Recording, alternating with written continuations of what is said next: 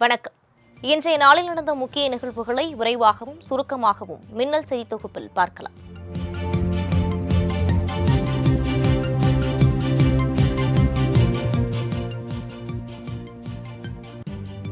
தெற்கு அந்தமான் பகுதியில் நேற்று உருவான குறைந்த காற்றழுத்த தாழ்வு பகுதி அதே இடத்தில் நிலை கொண்டுள்ளதாக வானிலை ஆய்வு மையம் தெரிவித்துள்ளது. வங்கக்கடலில் உருவாகியுள்ள ஆழ்ந்த காற்றழுத்த தாழ்வு பகுதி இன்று மாலை 5:30 மணியளவில் புயலாக வலுப்பெறக்கூடும் என வானிலை ஆய்வு மையம் தெரிவித்திருந்தது. இந்நிலையில் ஆழ்ந்த காற்றழுத்த தாழ்வு மண்டலம் சென்னைக்கு தெற்கு தென்கிழக்கு 500 கிலோமீட்டர் தொலைவில் நிலை கொண்டுள்ளது. இது மணிக்கு 3 கிலோமீட்டர் வேகத்தில் நகர்ந்து வருவதாகவும் அடுத்த 12 மணி நேரத்தில் புயலாக உருவாக வாய்ப்புள்ளதாக வானிலை ஆய்வு மையம் தெரிவித்துள்ளது.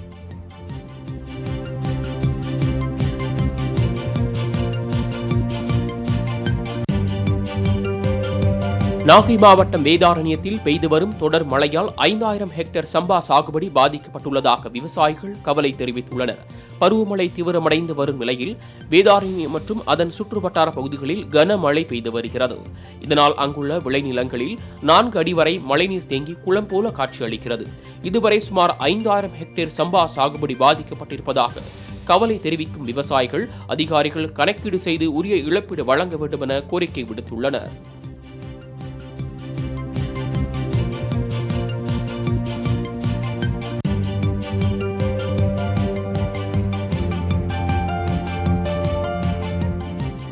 தரங்கம்பாடி அருகே கனமழையால் வீடு இடிந்து விழும் காட்சி வெளியாகி பரபரப்பை ஏற்படுத்தியுள்ளது.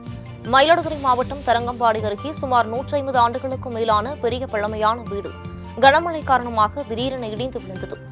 வீடு இடிந்து அருகில் இருந்த மின்கம்பிகள் மீது விழுந்து மின்கம்பிகளும் அறுந்து விழுந்த நிலையில் அதிர்ஷ்டவசமாக உயிர் சேதம் ஏற்படவில்லை. இந்த நிலையில் வீடு இடிந்து விழும் பதைபதைக்க வைக்கும் வீடியோ காட்சி சமூக வலைதளத்தில் பரவியது. இந்த விபத்து குறித்து வருவாய்த்துறையினர் நேரில் பார்வையிட்டு ஆய்வு செய்தனர்.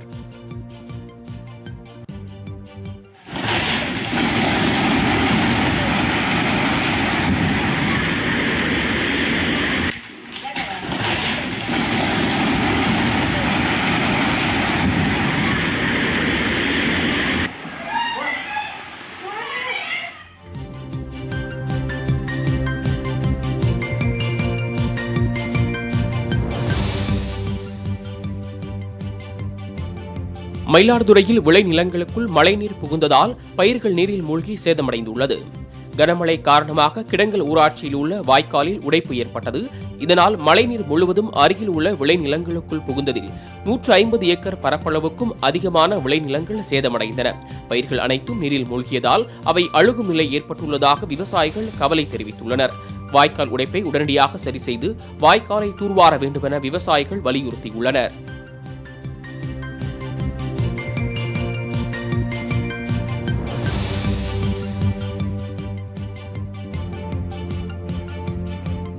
தொடர் மழையினால் தஞ்சையில் சுமார் 1500 ஏக்கர் விளைநிலங்கள் நீரில் மூழ்கி கடல் போல் காட்சியளிப்பதால் விவசாயிகள் வேதனை அடைந்துள்ளனர். தஞ்சாவூர் மாவட்டத்தில் நேற்று காலை முதல் தொடர்ந்து பரவலாக மழை பெய்து வருகின்றது. இந்த மழையினால் வாண்டையார் இருப்பு, காட்டூர் உள்ளிட்ட பகுதிகளில் நாற்று நட்டு சுமார் 30 நாள்களேயான இளம் பயிர் முழுவதும் மழை நீரில் மூழ்கியுள்ளது. மேலும் வடிகால் வாய்க்காலிலும் மழைநீர் நிரம்பிச் செல்வதால் தண்ணீர் வடியாமல் விளைநிலங்கள் முழுவதும் கடல் போல் காட்சியளிக்கின்றது. ஏக்கருக்கு 25,000 ரூபாய் வரை செலவு செய்து நடவு செய்த பயிர்கள் அனைத்தும் மழை நீரில் அடித்துச் செல்லப்பட்டுள்ளதாக விவசாயிகள் வேதனை தெரிவித்துள்ளனர்.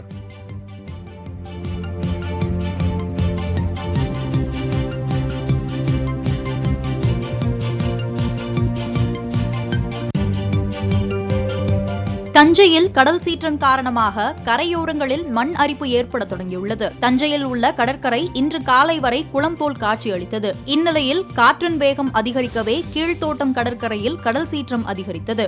இதன் காரணமாக கரையோரங்களில் மண் அரிப்பு ஏற்பட தொடங்கியுள்ளது. இதையடுத்து கடல் நீர் ஊருக்குள் புகுந்துவிடும் அபாயம் ஏற்பட்டுள்ளதாக கரையோர மக்கள் அச்சம் தெரிவிக்கின்றனர்.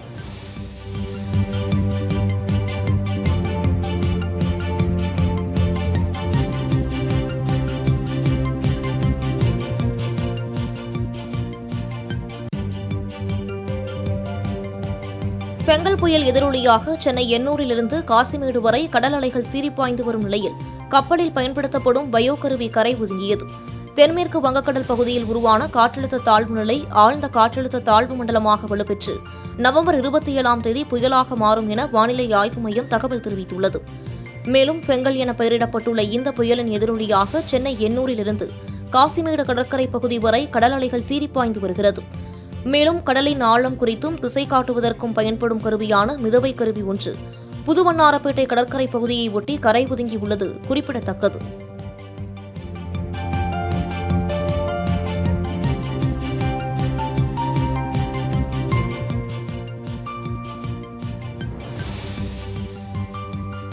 கடல் சீற்றம் அதிகரித்துள்ள நிலையில் மரக்காணம் கடற்கரையில் ஆபத்தை உணராமல் வெளிநாட்டு சுற்றுலாப் பயணிகள் கடலில் அலைச்சறுக்கு விளையாட்டில் ஈடுபட்டனர். விழுப்புரம் மாவட்டம் மரக்காணம் மற்றும் அதனை சுற்றியுள்ள பல்வேறு பகுதிகளில் கடல் சீற்றம் அதிகரித்து 10 அடிக்கு மேல் கடல் அலைகள் எழும்பி கொந்தளிப்புடன் காணப்படுகிறது.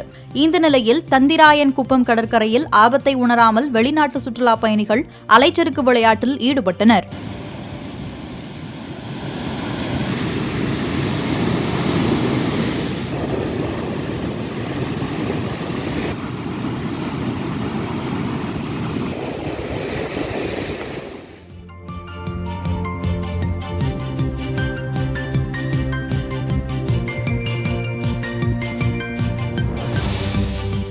தொடர் மழையினால் மரக்காணம் அருகே உள்ள உப்பளம் மழைநீரில் மூழ்கி கடல் போல் காட்சியளிக்கிறது. விழுப்புரம் மாவட்டத்தில் மரக்காணம் பகுதி சுமார் 3000 ஏக்கர் பரப்பளவில் உப்பளம் அமைந்துள்ளது. இங்கு தயாரிக்கப்படும் உப்புகள் தமிழ்நாடு மட்டுமின்றி பல்வேறு மாநிலங்களுக்கும் விற்பனைக்கு அனுப்பி வைக்கப்படுகின்றன. இந்த நிலையில் மரக்காணம் மற்றும் அதனை சுற்றியுள்ள பகுதிகளில் மழை பெய்து வருவதால் உப்பளம் நீரில் மூழ்கி கடல் போல் காட்சியளிக்கிறது.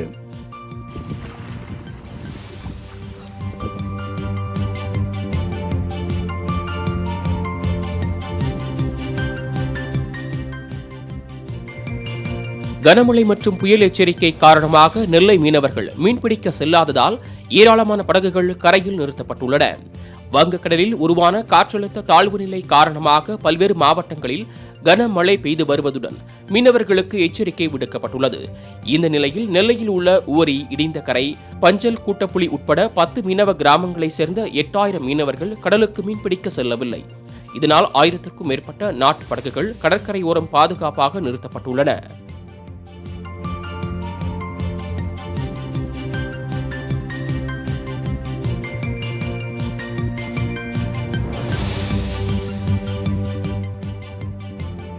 திமுக ஆட்சிக்கு வந்து கிட்டத்தட்ட 4 ஆண்டுகளாகியும் மழைநீர் வடிகால் பணி முழுமையாக நிறைவடையவில்லை என எதிர்க்கட்சித் தலைவர் எடப்பாடி பழனிசாமி குற்றம் சாட்டியுள்ளார்.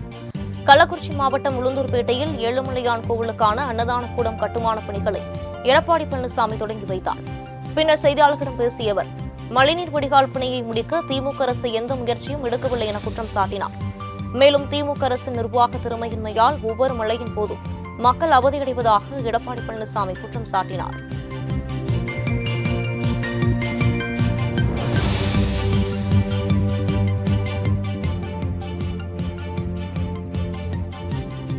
பெங்கல் புயல் சென்னையை நோக்கி நகர்வதால் பெரும் பாதிப்பிலிருந்து டெல்டா மாவட்டங்கள் தப்பிக்க வாய்ப்பிருப்பதாக அமைச்சர் டிஆர்பி ராஜா தெரிவித்துள்ளார். திருவாரூரில் மழையால் பாதிக்கப்பட்ட விளைநிலங்கள் அமைச்சர் டிஆர்பி ராஜா அதிகாரிகளுடன் ஆய்வு செய்தார். மேலும் முகாம்களில் தங்க வைக்கப்பட்டுள்ள மக்களையும் அவர் சந்தித்தார். இதனைத் தொடர்ந்து செய்தியாளர்களிடம் பேசிய அவர், திருவாரூரில் 300 ஹெக்டேர் விளைநிலங்கள் மட்டுமே பாதிக்கப்பட்டுள்ளதாகவும் விவசாயிகளுக்கு தேவையான அனைத்து உதவிகளும் செய்யப்படும் எனவும் உறுதியளித்தார்.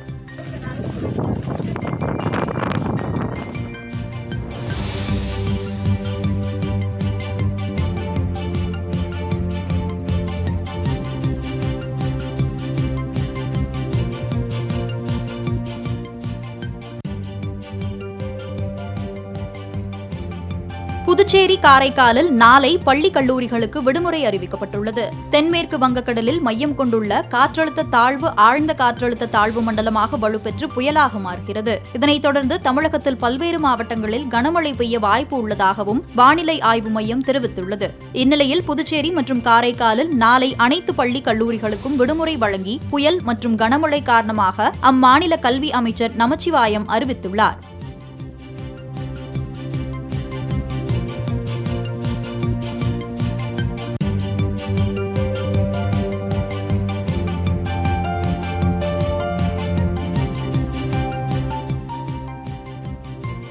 புதுச்சேரியில் கடல் சீற்றத்துடன் காணப்படுவதால் பொதுமக்கள் மற்றும் சுற்றுலாப் பயணிகள் கடலில் இறங்க வேண்டாம் என அறிவுறுத்தப்பட்டுள்ளது. புதுச்சேரியில் தரைக்காற்றின் வேகம் அதிகரித்து காணப்படுகிறது. இந்த நிலையில் அங்குள்ள துறைமுகத்தில் 3ஆம் எண் புயல் எச்சரிக்கை கூண்டு ஏற்றப்பட்டுள்ளது. மீனவர்கள் கடலுக்கு செல்ல வேண்டாம் என எச்சரிக்கையும் விடுக்கப்பட்டுள்ளது. அங்கு கடல் சீற்றத்துடன் காணப்படுவதால் யாரும் கடலில் இறங்க வேண்டாம் என காவல்துறை அறிவுறுத்தியுள்ளது.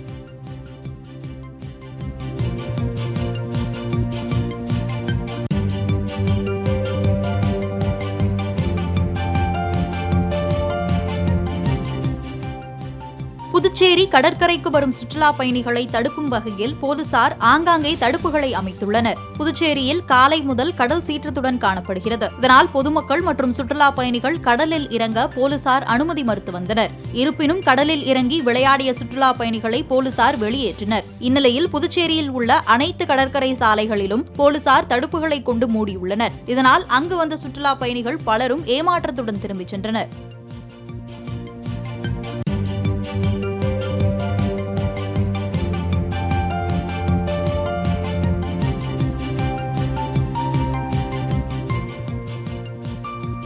பிரதமரின் விஸ்வகர்மா திட்டம் தமிழகத்தில் செயல்படுத்தப்படாது என முதலமைச்சர் மு.க.ஸ்டாலின் திட்டவட்டமாக தெரிவித்துள்ளார். பாரம்பரிய கைவினை கலைஞர்களுக்கு பல்வேறு வகையில் நிதியுதவி மற்றும் கடனுதவி உள்ளிட்ட உதவிகளை வலியுறுத்தும் வகையில் பிரதமர் மோடி கடந்த 2023ஆம் ஆண்டு விஸ்வகர்மா யோஜனா திட்டத்தை அறிமுகப்படுத்தினார். இத்திட்டமானது சாதி அடிப்படையிலான தொழில் முறையை வலுப்படுத்தும் என்பதால் தமிழகத்தில் இத்திட்டம் செயல்படுத்தப்படாது என்றும் கைவினை கலைஞர்களுக்கு அதிகாரம் அளிக்கும் வகையில் விரிவான திட்டம் உருவாக்கிட முடிவு செய்துள்ளதாகவும் முதலமைச்சர் மு.க.ஸ்டாலின் மத்திய அமைச்சர் ஜிதன் மஞ்சிக்கு கடிதம் எழுதியுள்ளார்.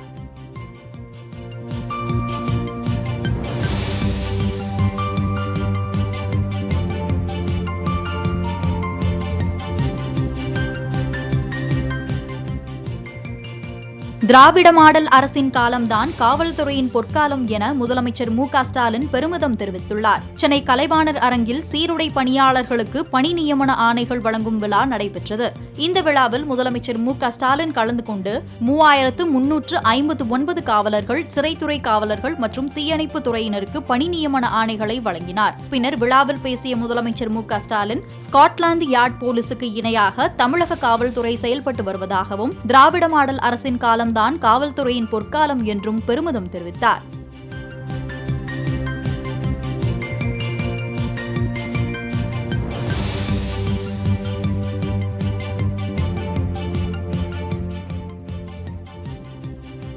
அதிமுகவினர் கள ஆய்வு என்று சொல்லி ஒவ்வொரு இடத்திலும் கலவர ஆய்வு நடத்தி கொண்டிருப்பதாக துணை முதலமைச்சர் உதயநிதி ஸ்டாலின் விமர்சித்துள்ளார். துணை முதலமைச்சர் உதயநிதி ஸ்டாலின் அவரது 47வது பிறந்த நாளை ஒட்டி சென்னையில் உள்ள பெரியார் நினைவிடத்தில் மரியாதை செலுத்தினார். பின்னர் நடைபெற்ற நிகழ்ச்சியில் பேசிய அவர், அதிமுகவுடன் கூட்டணி வைக்க அரசியல் கட்சிகள் 100 கோடி ரூபாய் கேட்பதாக முன்னாள் அமைச்சர் திண்டுக்கல் சீனிவாசன் பேசியதை சுட்டிக்காட்டினார். மேலும் அதிமுகவினர் கள ஆய்வு என்று சொல்லி ஒவ்வொரு இடத்திலும் கலவர ஆய்வு நடத்தி கொண்டிருப்பதாகவும் அவர் விமர்சித்தார்.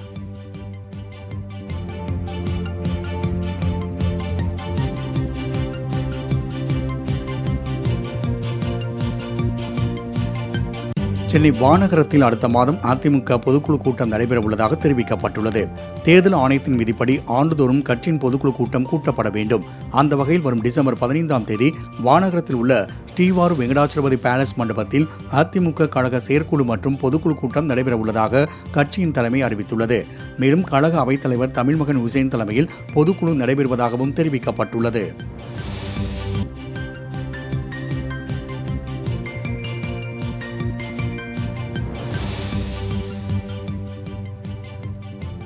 மாவீரர் நாளுக்கு தமிழக வெற்றிக் கழக தலைவர் விஜய் வாழ்த்து தெரிவித்துள்ளார். தமிழீழ விடுதலை போராட்டத்தில் உயிர்நீத்த வீரர்களை நினைவு கூர்ந்து அஞ்சலி செலுத்தி பெருமைப்படுத்துவதற்காக ஒவ்வொரு ஆண்டும் நவம்பர் 27ஆம் தேதி மாவீரர் நாள் அனுசரிக்கப்படுகிறது. இந்நிலையில் மாவீரம் போற்றுதும் என தவிக தலைவர் விஜய் எக்ஸ் தளத்தில் பதிவிட்டுள்ளார். மாவீரர் நாளுக்கு விஜய் வாழ்த்து தெரிவித்துள்ளது அரசியல் வட்டாரத்தில் பேசுபொருளாகியுள்ளது.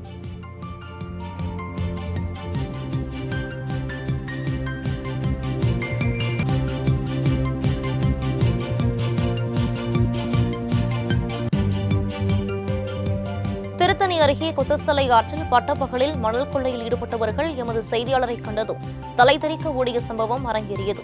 திருத்தணி அருகே மிண்டக்கண்டிகை கிராமத்தில் உள்ள கொசஸ்தலை ஆற்றில் தமிழகம் மற்றும் ஆந்திராவை சேர்ந்தவர்கள் பட்டப்பகலில் மணல் கொள்ளையில் ஈடுபடுவதாக அப்பகுதி மக்கள் குற்றம் சாட்டியுள்ளனர்.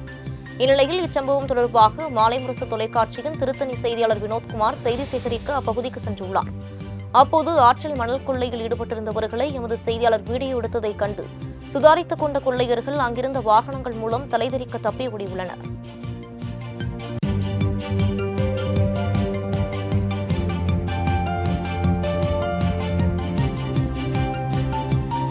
உதயநிதியின் பிறந்த நாளை முன்னிட்டு திருவள்ளூரில் உள்ள தனியார் திருமண மண்டபத்தில் திருவள்ளூர் மேற்கு மாவட்ட திமுக சார்பில் பளுதூக்கும் போட்டி நடைபெற்றது. இதில் அமைச்சர் நாசர், எம்எல்ஏ விஜய் ராஜேந்திரன் ஆகியோர் கலந்து கொண்டு இப்போட்டியை துவக்கி வைத்தனர். அப்போது அமைச்சர் நாசர் பளு தூக்குவது போல பாவலா காட்டினார். பின்னர் பளு தூக்கும் போட்டியில் போட்டியாளர் கலந்து கொண்டு தங்களது திறமையை வெளிப்படுத்தினர்.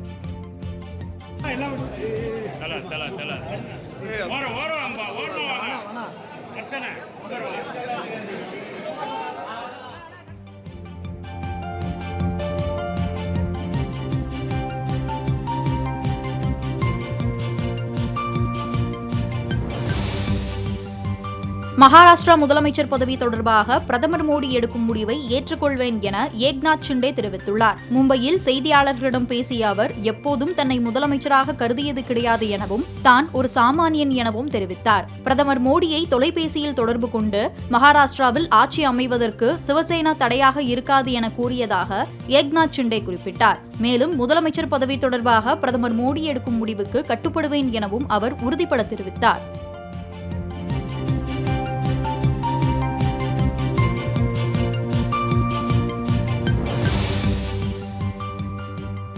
எதிர்க்கட்சிகளின் தொடர் அமளி காரணமாக நாடாளுமன்றத்தின் இரு அவைகளும் நாள் முழுவதும் ஒத்திவைக்கப்பட்டன.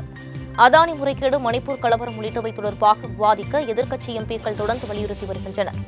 இந்நிலையில் எதிர்க்கட்சிகள் தரப்பில் 18 ஒத்திவைப்பு தீர்மானங்களுக்கான நோட்டீஸ் அளிக்கப்பட்டது. இதனைத் தொடர்ந்து இரு அவைகளும் பகல் வரை ஒத்திவைக்கப்பட்டன. பின்னர் அவை மீண்டும் கூடியபோது எதிர்க்கட்சிகள் மீண்டும் அமளியில் ஈடுபட்டதால் இரு அவைகளும் நாள் முழுவதும் ஒத்திவைக்கப்பட்டன.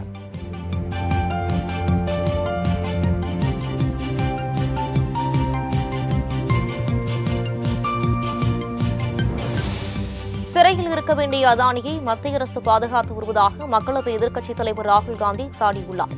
நாடாளுமன்ற வளாகத்தில் செய்தியாளர்களிடம் பேசிய ராகுல் காந்தி, அதானி அவர் மீதான குற்றச்சாட்டுகளை நிச்சயம் ஏற்க மாட்டார் என குறிப்பிட்டார். சிறிய குற்றச்சாட்டுகளுக்காக பலர் கைது செய்யப்படும் சூழலில் அதானி ஏன் இன்னும் சிறைக்கு அனுப்பப்படவில்லை எனவும் ராகுல் காந்தி கேள்வி எழுப்பியுள்ளார்.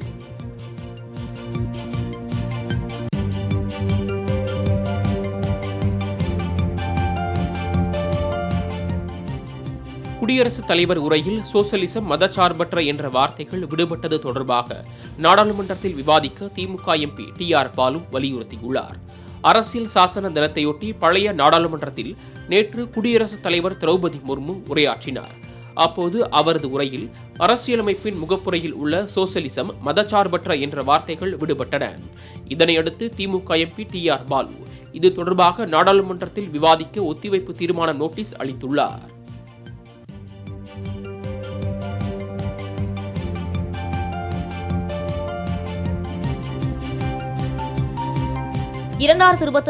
ஆண்டின் முதல் 9 மாதங்களில் இணைய மோசடியால் 11,333 கோடியை இந்தியர்கள் இழந்துள்ளதாக தகவல் வெளியாகியுள்ளது. இந்திய சைபர் கிரைம் ஒருங்கிணைப்பு மையம் வெளியிட்டுள்ள தகவலின்படி பங்கு வர்த்தக மோசடி தொடர்பாக 2,28,000 புகார்கள் பெறப்பட்டுள்ளதாக தெரிவிக்கப்பட்டுள்ளது.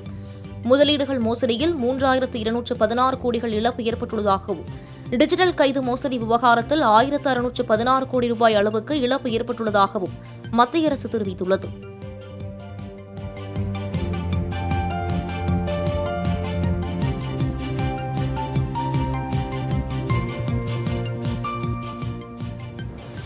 பஞ்சாப் மற்றும் ஹரியானா இடையேயான கானைலரி எல்லையில் விவசாயிகள் சங்க தலைவர் சுக்ஜித் சிங் ஹர்தோஜந்து 2ஆம் நாளாக உண்ணாவிரதத்தை தொடர்ந்துள்ளார். பயிர்களுக்கான குறைந்தபட்ச ஆதரவு விலைக்கு மத்திய அரசின் சட்டப்பூர்வ உத்தரவாதத்தை கோரி தொடங்கப்பட்ட உண்ணாவிரத போராட்டத்திலிருந்து விவசாயிகள் சங்க தலைவர் ஜக்தித் சிங் தலைவால் போலீசாரால் வலுக்கட்டாயமாக அகற்றப்பட்டு லூதியானா மருத்துவமனைக்கு அழைத்துச் செல்லப்பட்டார். இந்நிலையில் இந்த உண்ணாவிரத போராட்டத்தை மற்றொரு தலைவரான ஹர்தோஜந்தே ஏற்றுக்கொண்ட நிலையில் விவசாயிகளின் கோரிக்கைகளை மத்திய அரசு நிறைவேற்றும் வரை உண்ணாவிரதம் தொடரும் என்றும் அறிவித்துள்ளார்.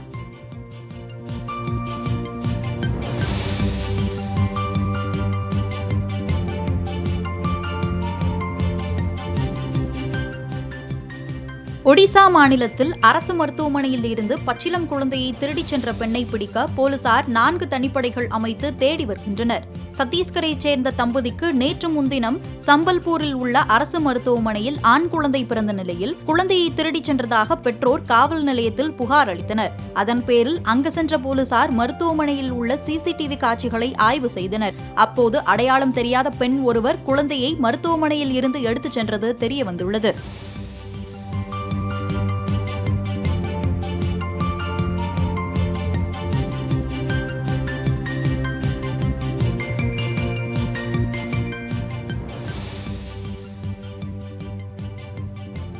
கர்நாடகாவின் கலபுர்கி மருத்துவமனையிலிருந்து கடத்தப்பட்ட குழந்தையை காவல்துறையினர் மீட்டு பெற்றோர்களிடம் ஒப்படைத்தனர். கடந்த திங்கட்கிழமை அதிகாலை கலபுர்கி மாவட்ட மருத்துவமனையில் ஊழியர்கள் போல் மாறுவேடமிட்ட 2 பெண்கள் பிறந்த சில நாட்களே ஆன ஆண் குழந்தையை கடத்தி சென்றனர். தகவல் அறிந்த காவல்துறை தனிப்படை அமைத்து குழந்தையை தேடி வந்தனர். இந்நிலையில் மருத்துவமனை வளாகத்தில் உள்ள சிசிடிவி காட்சிகளில் 2 பெண்களும் வளாகத்தில் சுற்றித் திரிந்து பின்னர் கைக்குழந்தையுடன் மருத்துவமனையிலிருந்து தப்பிச் சென்றது தெரியவந்தது. இதனையடுத்து அவர்களை விரைந்து பிடித்து கைது செய்த காவல்துறை குழந்தையை மீட்டு பெற்றோரிடம் ஒப்படைத்தனர்.